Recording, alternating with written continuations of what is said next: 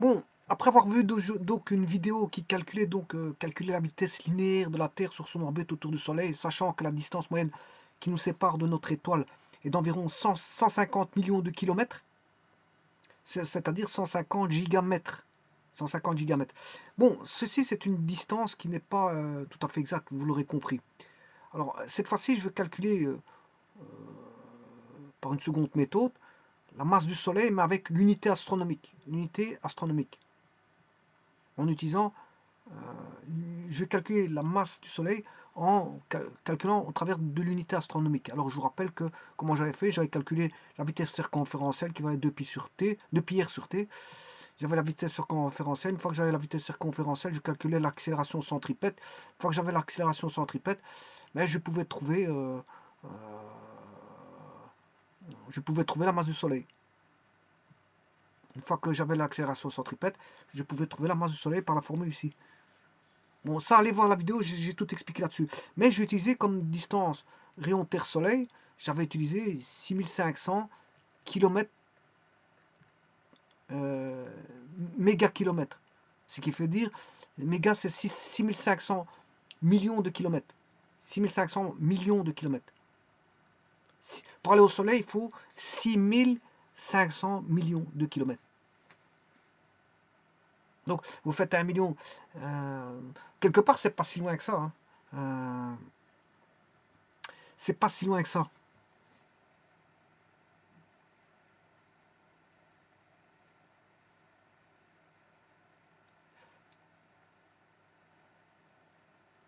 C'est pas si loin que ça, en fait. C'est loin et pas loin en même temps. C'est loin et pas loin en même temps. Bon, je vous rappelle que si vous pouvez faire 1 million de kilomètres sur 10 années, 10-15 ans, vous pouvez rouler facilement 1 million de kilomètres si vous roulez beaucoup en voiture sur 10-15 ans. Bon, ça, c'est bien sûr si vous voulez énormément. Il y a des personnes dont leur travail, c'est ne faire que rouler toute la journée. Hein. Je pense aux chauffeurs de camions qui font des transports internationaux. Je pense voilà, aux chauffeurs de train, conducteurs de train. Je pense aux pilotes d'avion. Je pense à tous ceux qui font des trajets dont leur gagne-pain est le transport. Et de transporter des gens, de transporter la marchandise, de transporter. Voilà, le transport. Le coursier, je pense au taximan, au coursier, au chauffeur de bus, au conducteur de métro, au conducteur de tramway. Dans certains pays, il y a des chauffeurs de petites voitures, comme en Inde, il y a des petits véhicules. Des petits véhicules, bon, ce qu'on appelle des Tata mobiles, je crois. Tata mobile. Bref, il y a des coursiers, bon, qui ne font que ça. Qui ne font que ça, porter les marchandises d'un point A à un point B, de se rendre d'un point A à un point B, et ils ne font que ça de leur journée. Donc, il y a des métiers où vous gagnez votre vie en parlant. Hein, je pense, il y a d'innombrables métiers qui, ne fût-ce qu'en parlant, bon, rapportent, ils gagnent leur vie. Je pense au journal télévisé, bon, ils parlent et ils gagnent sa vie. Je pense aux psychologues, psychiatres, je pense à d'innombrables métiers dont, bien sûr, vous allez me dire, ouais, y a les médecins, euh, les psychiatres, c'est encore autre chose parce qu'ils ont la possibilité de faire une médication. Donc là, il y a un geste thérapeutique. Donc bon, c'est pas forcément essentiellement de la parole. Hein. Bon, le psychiatre, c'est pas forcément de la parole parce que il y a une notion voilà, de thérapeutique.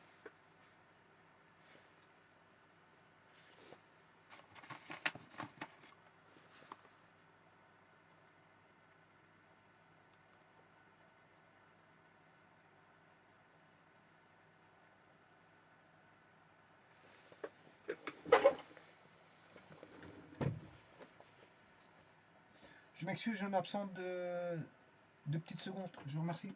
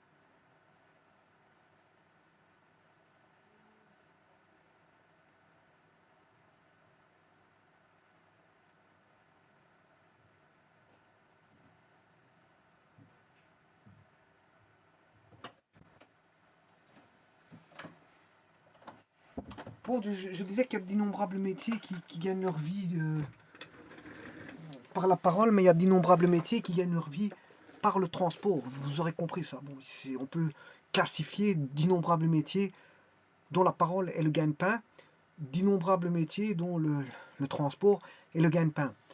Voilà, le transport, on peut retrouver tous les jours, vous levez, vous voyez voilà, des véhicules de transport, hein, tous les jours. Tous les jours, ça fait partie de l'économie. L'économie, c'est ce qu'on appelle la logistique. La logistique fait partie, enfin, le transport fait partie de la logistique. Voilà, la logistique. Donc, apporter une marchandise de A à un point B sous un délai, une satisfaction du client, bien sûr. Bon, ceci étant dit, je vais calculer d'une autre manière, par l'unité astronomique. Alors, qu'est-ce que c'est que l'unité astronomique? Elle est là. C'est cette valeur-là. Voilà, donc l'unité astronomique, approximativement égale à la distance entre la Terre et le Soleil, est désormais exactement égale à 149 millions, non, 149, ouais, là il est en mètres, donc je dois dire 149 milliards, parce que la distance, voilà, c'est 149 milliards. Oui, j'étais en train de dire que la distance n'est pas si loin que ça. Bon, pour un astre, bon, quand on voit l'univers comme il est immense, immense, l'immensité de l'univers, et que on a que 149 milliards, ici, c'est rien du tout. C'est rien du tout. 149 milliards, c'est rien du tout. D'autant plus qu'un voyage dans l'espace, ça va beaucoup plus vite que, bon, les distances de parcours se font vite, hein. Déjà, quand on sait que la Terre tourne autour du Soleil en 365 jours, ouais, elle tourne autour de la Terre, parce que la vitesse de la Terre est de 29 000 mètres à la seconde. La vitesse de la Terre est de 29 000 mètres, environ 30 000 mètres à la seconde. Environ 30 000 mètres à la seconde. Bon, ça c'est beaucoup, hein. Dès le moment où vous faites voilà, des trajets dans l'espace, les vitesses vont énormément vite.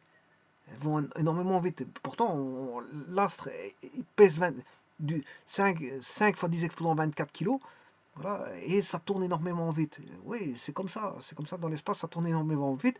Et donc, à 30 000 km à la seconde, vous comptez 1, il a fait 30 000 km, hein. La Terre a fait, en une seconde, elle a fait 30 000 km, hein. C'est aussi bizarre que ça puisse paraître.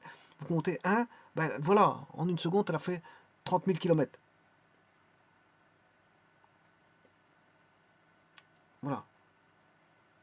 Je m'excuse, 30 000 mètres à la seconde.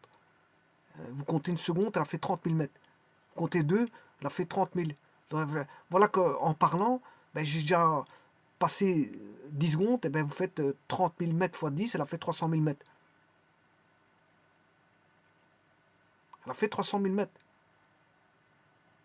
Donc ça va, la Terre tourne très très vite, on n'y paraît pas, pourtant on est fixe sur la Terre, on ne bouge pas, il n'y a pas de turbulences, il y a pas on n'est pas secoué voilà, parce que c'est comme ça. Tout se fait d'une manière douce.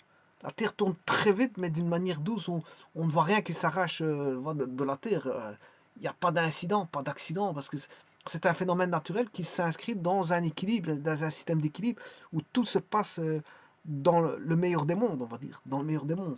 La rotation de la Terre se fait d'une manière extrêmement rapide, et donc c'est pour ça que je vous dis que qu'est-ce que c'est que ce 1 milliard de kilomètres quand on va à 30 000 mètres par seconde, hein. C'est relatif, tout ça c'est une question de, on va dire, de relatif, hein. Alors, je pourrais vous dire que la mécanique distingue deux types de mécanique, hein. La mécanique classique, où les vitesses restent faibles vis-à-vis de la vitesse de la lumière. On peut considérer que la masse, le temps et la force sont des invariants quand on est en mécanique classique, mais en mécanique relativiste, ces grandeurs varient et donc dépendent du système de référence. Par exemple, la masse varie avec la vitesse, mais cette variation n'est sensible qu'à partir d'une certaine vitesse. Elle est sensible. Voilà, la mécanique relativiste, on va dire, il faut une sensibilité des vitesses. Parce que, bon, si on est à grande vitesse, à petite vitesse, bon, on reste en mécanique classique, hein. Bon, mais la mécanique relativiste, c'est à partir d'un certain ordre des vitesses. Alors, combien? je ne sais pas exactement quand est-ce qu'on peut faire de la mécanique relativiste, je ne sais pas. 300 000 km à la seconde, ou je ne sais pas à quelle vitesse on peut incriminer que ça fait partie, voilà, de la mécanique relativiste.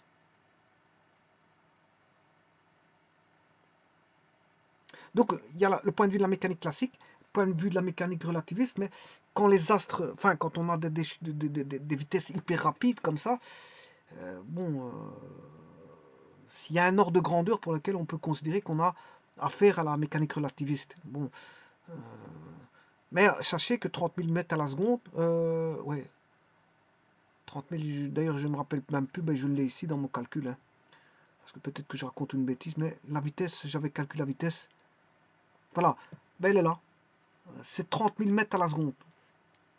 30, oui, c'est ça, c'est bien, la vitesse circonférentielle de la Terre fait 30 000 mètres à la seconde. 30 000, environ 30 000. Donc c'est énorme, hein.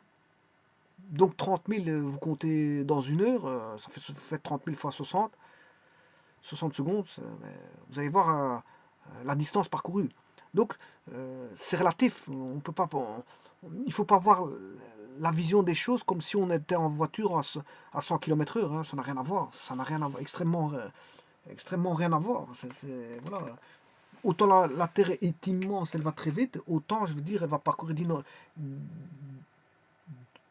beaucoup de kilomètres en une heure, et donc beaucoup de kilomètres en 24 heures, donc beaucoup de kilomètres en, en- en- voilà. Et il aura parcouru le tour du Soleil, le pourtour du Soleil, le pourtour du Soleil, dont le centre du Soleil, dont le centre, qui est le Soleil, fait une distance de une unité astronomique environ, 150 mégamètres ou 150 millions de kilomètres. Et donc, voilà, il a fait tourner comme ça, hein, il a tourné autour du Soleil, qui lui est très loin, très peu éloigné. Très peu éloigné. Et donc, il l'a fait en une année qui est 365 jours. Alors, comment je vais calculer ça? Eh bien, je vais un petit peu utiliser ces formules-là. Alors, je rappelle que si j'utilise, dans cette vidéo-là précédente, j'avais utilisé VC de Pierre sur T, l'accélération centripète, et puis je vous ai dit que j'ai calculé bon, la masse du Soleil par la formule que voici. Bon, eh bien, je vais recalculer ça hein, par l'unité astronomique cette fois-ci. Alors, je vais aller rechercher un petit peu les mêmes formules, hein, mais un petit peu adaptées.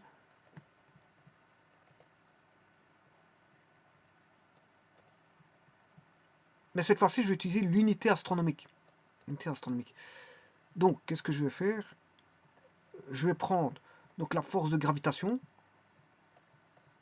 qui va mettre en jeu donc la constante de Cavendish fois la masse de la Terre, masse du Soleil sur la distance Terre-Soleil, bien sûr, au carré.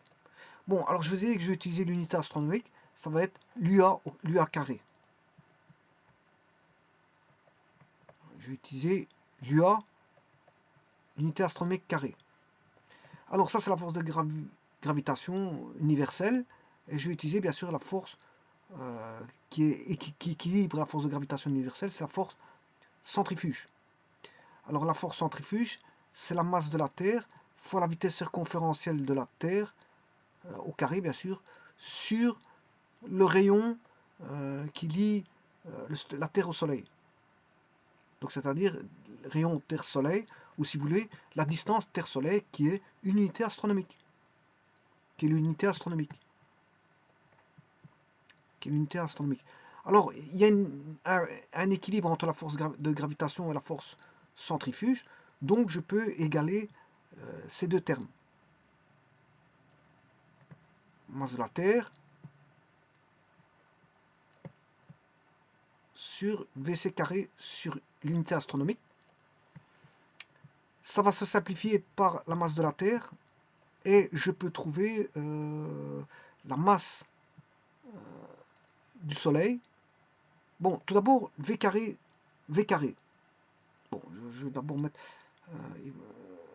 on aura l'UA carré, l'unité astronomique carrée, sur l'unité astronomique, fois V carré C,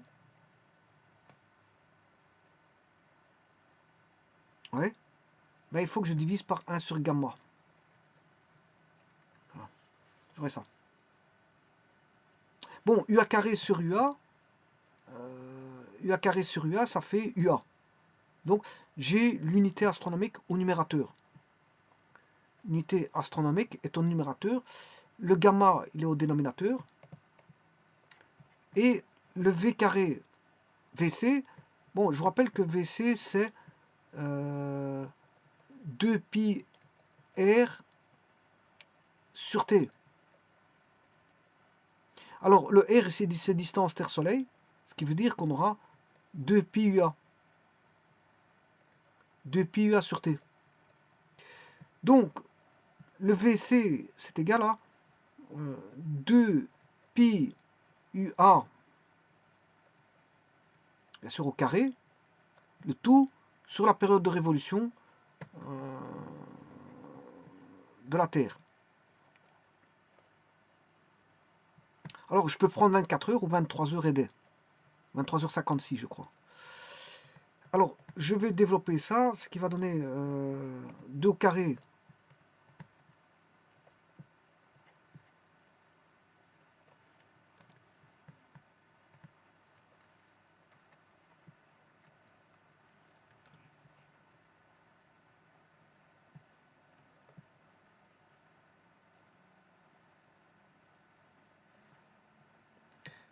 Deux au carré, ça fait 4. Donc là, on aura la masse du Soleil qui est UA fois 4 pi carré. Oula, j'ai le crayon qui... 4 pi carré UA carré sur gamma. Gamma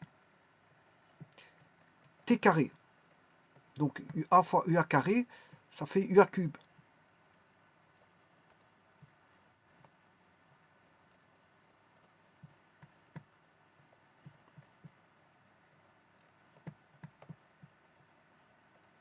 Voilà, je vais aller chercher maintenant ce qu'il faut. Voilà, je vais calculer ceci. Bon, j'ai 4 pi carré UA cube.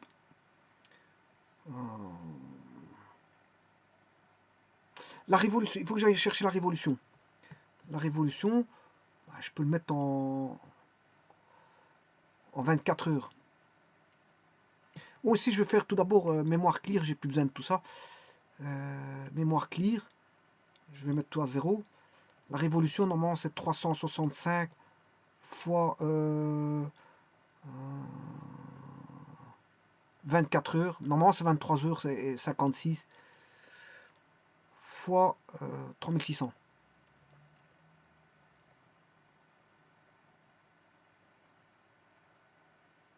Voilà. Ça,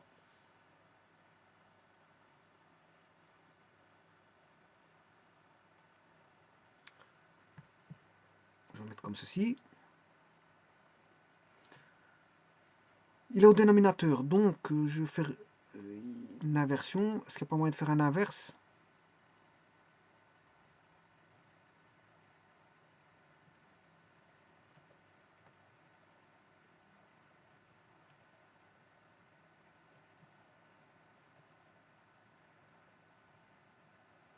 Voilà, ça c'est l'inverse. Bon, je le mets en mémoire. Je mets mémoire store. Constante de Cavendish, 6,67 fois 11 moins 10 égale.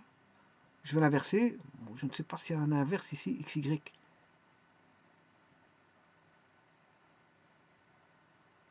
Je ne vois pas le 1 sur X.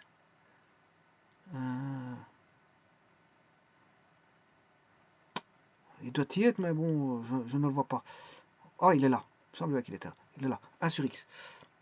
Donc, là, je vais multiplier par ce qui est en mémoire, mémoire read, égale, et là, je fais mémoire store.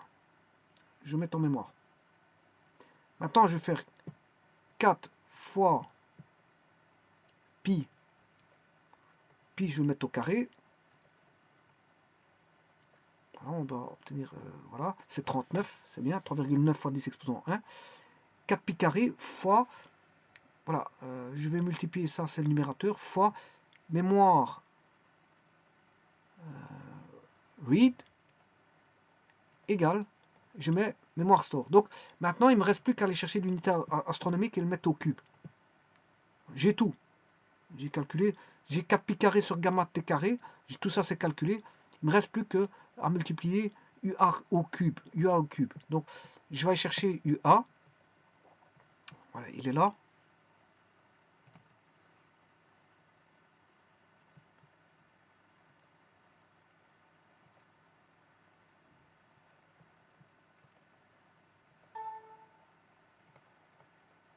Bon. Si je reprends.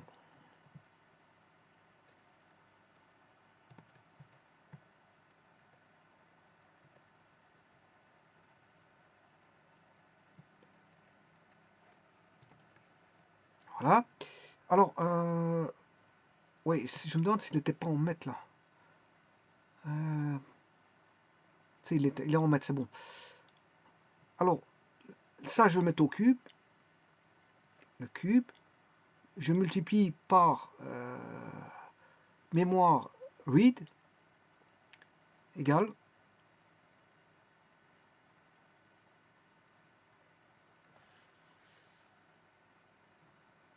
Bon, ce n'est pas bon. Parce que je dois trouver environ de 10 exposants 30, et si j'ai du 10 exposants 37. Alors je vais tout recommencer, hein. Bon, c'est comme ça quand on rate notre coup. Donc je vais faire mémoire clear. Mémoire clear, je vais mettre à 0. Alors je vais faire 4 fois pi au carré, égal, multiplié par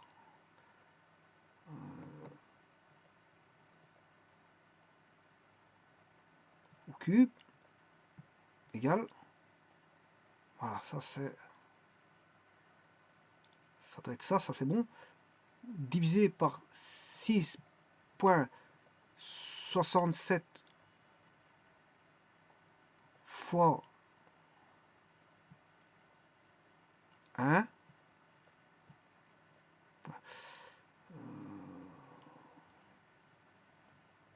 divisé par 1, 11, moins 10, égal. Voilà, ça c'est la constante de Cavendish, je l'ai fait en 2 fois, bon, c'est pas grave. Maintenant, je vous ai dit que tout à l'heure, bon, je vais mettre en mémoire, mémoire store, je fais 24 heures fois 365 fois 3600 égale, divisé par 10 parce que j'ai mis un 0 en 3. Voilà, mémoire read divisé par,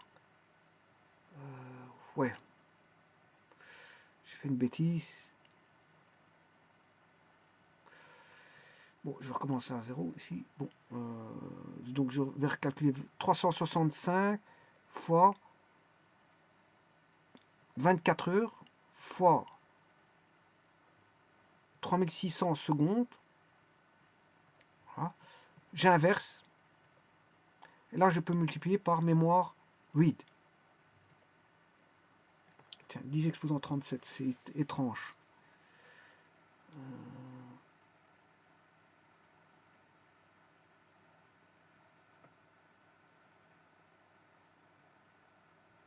C'est quelque chose qui ne tourne pas rond. Dans mon calcul, je recommence encore une fois, c'est pas un problème. Mémoire clear. Bon, 4 pi carré. 4 fois pi au carré. Bon, ça c'est bon, pas d'erreur là-dessus. je vais le mettre en mémoire store. Je marque 0. Alors, ça, c'est l'unité astronomique.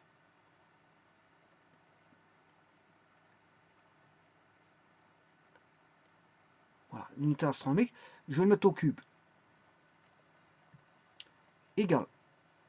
Je multiplie par mémoire read. Égal.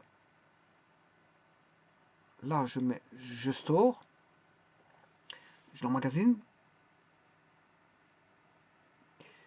Maintenant, je vais diviser par 6,67 fois 11 moins 10, ferme parenthèse, égale mémoire store. Et maintenant, je dois aller chercher la période au carré, qui est 3365 jours fois 24 heures fois 3600 secondes, égale, que je mets au carré, bien sûr, parce que c'était carré. Voilà. Je fais l'inverse de ceci, et je multiplie par mémoire read. Voilà, ça c'est déjà mieux. C'est ça. Et là, je vais mettre en FE. Et voilà, c'est ça. C'est la masse du Soleil. Ça, c'est la masse du Soleil.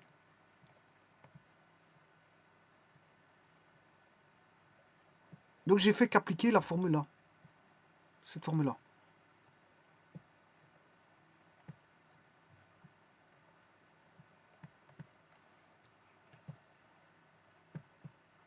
Bien sûr, c'est en kilos. Hein. La masse du Soleil, ceci, c'est en kilos.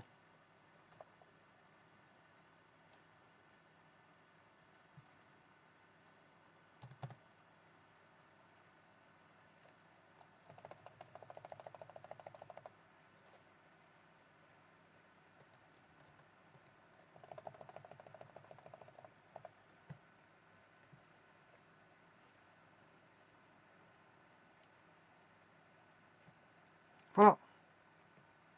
C'est en kilos. Donc, j'ai utilisé ici l'unité astronomique. Bon, je me suis trompé plusieurs fois au niveau du calcul. Mais je sais bien que je devrais obtenir 10 exposants 30. Parce que la masse du Soleil, c'est environ 2 fois 10 exposants 30. Environ. La masse de la Terre, c'est environ 5 fois 10 exposant 24. Voilà. Et alors, bon, si je vais lire quelques renseignements concernant la rotation de la Terre, vous pouvez réadapter le calcul, parce que ici, la rotation de la Terre est le mouvement de la Terre sur elle-même autour de l'axe des pôles géographiques qui relie le pôle nord au pôle sud. Il a été énoncé pour la première fois par l'astronome grec Philolaos de Crotone au 5e siècle avant Jésus-Christ. De plus, la Terre, comme chaque planète du système solaire, tourne autour du Soleil dans un mouvement appelé révolution. Dans le cas de la Terre, c'est la période de ce mouvement, c'est-à-dire la durée d'un tour complet autour du Soleil qui définit une année. En mécanique céleste et plus généralement en physique, la révolution est définie comme une rotation autour d'un objet distant.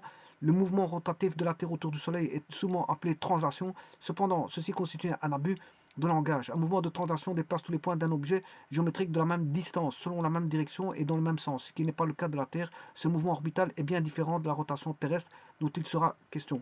La rotation de la Terre autour de son axe est un mouvement complexe dont la composante principale est une rotation effectuée en moyenne en 23h56 minutes et 4,1 secondes. Je vous l'avais dit, c'est pas 24 heures. L'axe de rotation est incliné sur l'écliptique en moyenne de 23 degrés 26 minutes. Cette inclinaison est la cause des saisons. Bon, ça, c'est l'inclinaison de l'axe de rotation de la Terre. Si par la pensée, on regarde la Terre d'un point très éloigné dans la direction du nord, la rotation de la Terre se fait vers l'est, dans le sens direct, c'est-à-dire dans le sens inverse des aiguilles d'une montre. Du même point de vue, son mouvement de révolution autour du Soleil s'effectue également dans le sens inverse des aiguilles d'une montre. Origine des mouvements de rotation et de révolution, l'hypothèse la plus souvent admise par les cosmologistes et planétologues est que les systèmes stellaires constitués d'une étoile ou d'un groupe de plusieurs étoiles autour de laquelle gravitent des planètes se sont formés par condensation et accrétion d'un nuage de gaz et de poussière sous l'influence de la gravitation. Donc en fait, voilà, ça c'est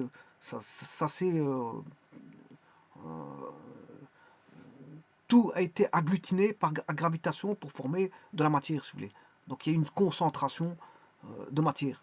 Par condensation, parce que la température à avoir aussi là-dedans, c'est des phénomènes thermodynamiques avant de devenir des refroidissements et d'avoir des roches normales. Les modèles de systèmes stellaires commencent donc par la formation lors d'un effondrement d'une étoile centrale. Vous voyez que c'est chaud, hein, une étoile centrale, c'est chaud. Voire de deux ou plus, puis par l'accrétion en planètes des gaz et poussières du disque circumstellaire résiduel. Du fait du principe de la conservation du moment cinétique, celui du nuage primordial s'est réparti entre le mouvement de rotation du Soleil sur lui-même, le mouvement de révolution des planètes autour du Soleil et le mouvement de rotation des planètes sur elles-mêmes, auquel il faut adjoindre les mouvements de révolution et de rotation de tous les petits corps planétésimaux, les satellites des planètes. Lors de la création du nuage primordial, les frottements entre particules se sont transformés en chaleur. Celle-ci a élevé la température du Soleil suffisamment pour démarrer la réaction. C'est une réaction thermonucléaire, bien sûr, qui alimente et pour donner à la Terre sa température interne, laquelle est également alimentée par des désintégrations nucléaires. Rotation de la Terre. Le mouvement de la Terre se décompose en deux parties, sa rotation autour de son centre de masse et le mouvement de ce dernier. Chacune de ces deux parties peut à son tour se décomposer en plusieurs composantes de propriétés différentes. Ainsi, le mouvement de rotation de la Terre comprend-il la rotation autour de son axe instantané de rotation et le mouvement de cet axe qu'on repère soit dans l'espace, soit par rapport à la croûte terrestre. De même, le mouvement de son centre de masse est la résultante du mouvement autour du Soleil et du mouvement du Soleil dans la galaxie, comme faire la galaxie. Difficulté de définition. Considérée aux échelles de temps et de distance astronomique, la Terre a une constance non pas solide mais plastique. Sa rotation sur elle-même lui a conféré la forme d'un ellipsoïde de révolution par l'effet de l'accélération centrifuge. Son rayon au pôle 6357 km est inférieur à son rayon à l'équateur 6378 km. La Terre étant pas un simple solide, il faut définir précisément sa forme pour étudier sa rotation. Les déplacements des masses continentales sont étudiés par la tectonique des plaques. On sait mesurer le déplacement de la croûte terrestre, par exemple avec le GPS. Avec la convention dite de Tisserand, ceci permet de figer un modèle théorique du globe appelé ITRS, Système international de référence terrestre. Il reste alors à tenir compte des autres facteurs intervenant dans les différents milieux et interfaces terrestres qui modulent sa forme. Les vents, aéronomie, la marée atmosphérique, la marée thermique solaire, les courants océaniques, les marées océaniques, les interactions océan-atmosphère, les marées continentales, les mouvements du manteau, par exemple. Le rebond post-glaciaire a déplacé significativement le pôle nord vers le Groenland, les mouvements de la graine du noyau et du noyau lui-même et l'interaction noyau-manteau. Les interactions Terre-atmosphère, océan, interaction TAO.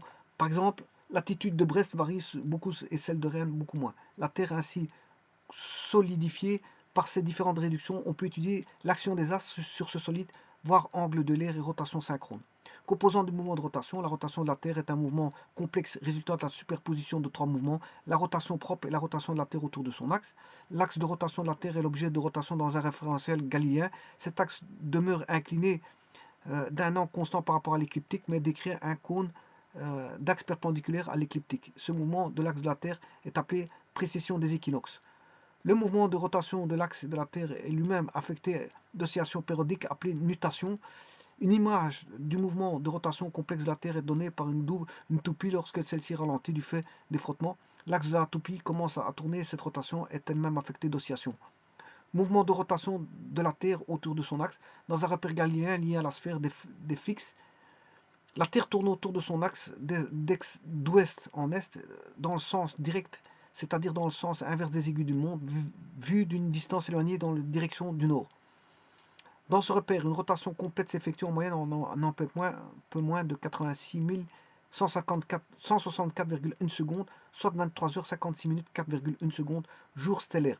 Bon, et ça, c'est ça que vous devez utiliser à la place des 24 heures. Hein. Je vous disais, vous pouvez calculer par rapport à 23h56 et 4 secondes. Vous voulez être plus précis, vous utilisez ça à la place des 24 heures. C'est parce que la Terre tourne autour du Soleil en même temps qu'elle tourne sur elle-même que le jour solaire dure quelques minutes de plus, soit 24 heures. La rotation de la Terre sur son axe correspond à une vitesse angulaire de 7,292 115 10 exposant moins 5 radians par seconde et à une vitesse linéaire en surface de 465,1 mètres par seconde, et ceci à l'équateur.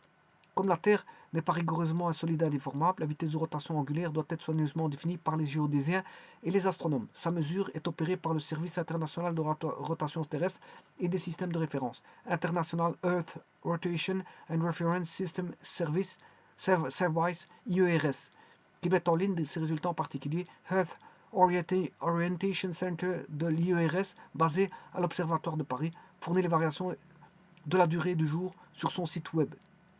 Bon, il faut aller sur le site web de l'IERS. Voilà. Cette vitesse de rotation varie outre les variations harmoniques causées par les marées zonales, période entre quelques jours et 18,6 ans. On observe des changements irréguliers de la période de rotation, longueur du jour, principalement une variation saisonnière d'environ 1 mètre seconde et des changements décennaux de 10 à 70 ans d'environ 5 millisecondes. C'est 1 milliseconde et 5 millisecondes. Je m'excuse. C'est 1 milliseconde et 5 millisecondes. Si les variations saisonnières et subsaisonnières s'expliquent très bien par l'effet des vents, la fluctuation décennale reste mal comprise et semble procéder de l'interaction entre le noyau et le manteau. En raison des variations décennales, la Terre a fortement accéléré depuis 2016, en sorte que la durée du jour présente une moyenne saisonnière inférieure au jour de 86 400 secondes depuis 2021. De plus, à long terme, les actions du Soleil et de la Lune sur le soulèvement de la marée produisent un couple retardateur qui induit une augmentation de la durée du jour d'environ 1,3 millisecondes par siècle et un éloignement de la Lune de 3,84 cm par an, comme le dit la rotation synchrone. Le pôle de rotation est l'intersection de l'axe de rotation avec la surface de l'hémisphère nord. La direction du pôle dans l'espace, comme sur la Terre, est mesurée avec une précision de l'ordre de 0,1 milliseconde d'arc. Voilà, ils expliquent les nutations, etc., etc. Je vous laisse lire la suite.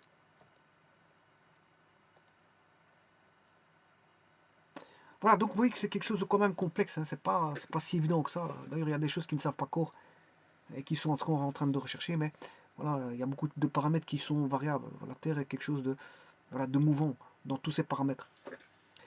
Voilà, je vous remercie.